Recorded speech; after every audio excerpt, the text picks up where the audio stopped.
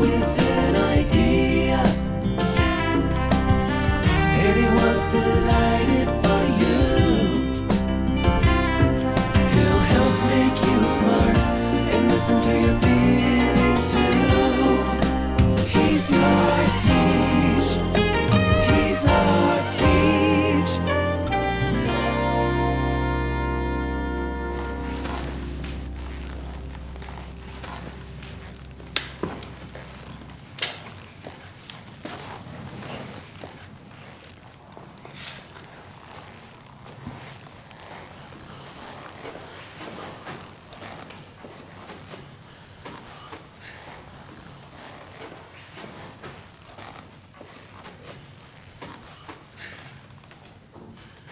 And that's where helicopters come from. Now, if you'll turn to page 4 of your notebooks, we're going to talk about the War of 1815. Okay? Now, you caught me. So the War of 1812. However, I want to talk about the War of 1815. Back on track. The reason why is because the War of 1815 was even bloodier, even more foreboding and dangerous, even more sinister than the War of 1812 could have ever hoped to be. Why? Why? Because 1815 was the time at which the Freemasons summoned a Class 6 demon into existence from the graveyard of George Washington himself. Now, 1815 was a great time for partying because the demon actually was a party demon, okay?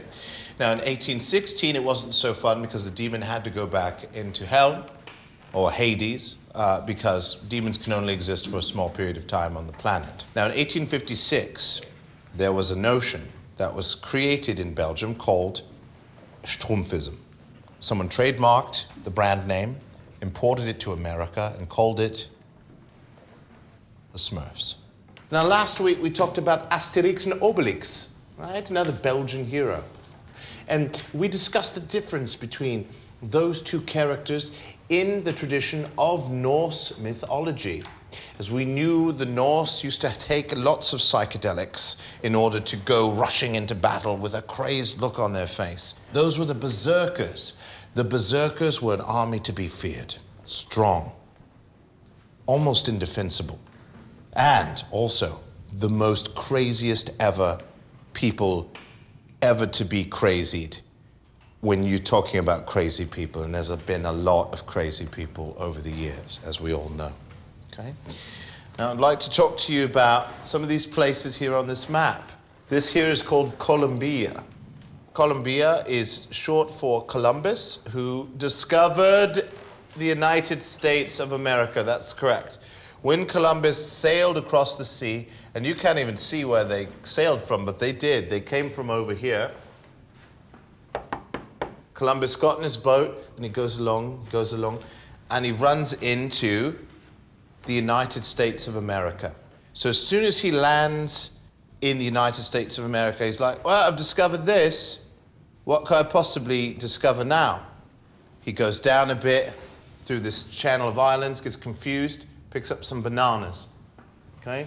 Discovers coconuts on this island, okay? Then he goes coconuts on this island, discovers poi on this island, goes waterfall jumping, discovers extreme sports, develops the idea for the first combustible engine, but then scraps it because he doesn't think it's interesting enough, then gets in his boat, the Santa Maria, and cruises down over the Horn of Africa, down here to Sao Paulo, Brazil, where the nights are spicy and the spicy dishes are even more spicy than that, right?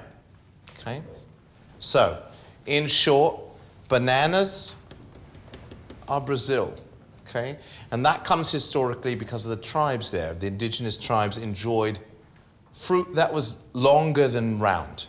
So, next time you go to your local supermarket and you see a bunch of Chiquita bananas, you can thank the Brazilians for their Brazilians. He's a man with an idea, pie history, Reggie. I think first time we tried was in my friend's car in front of my house out of a tin can, a classic. Oh, I did that too. It's so bad for you. I know, but you just didn't know. I mean, I didn't know. I was like, what's pot? You need your singing voice. Well, I mean, back then I was, I wasn't thinking about that.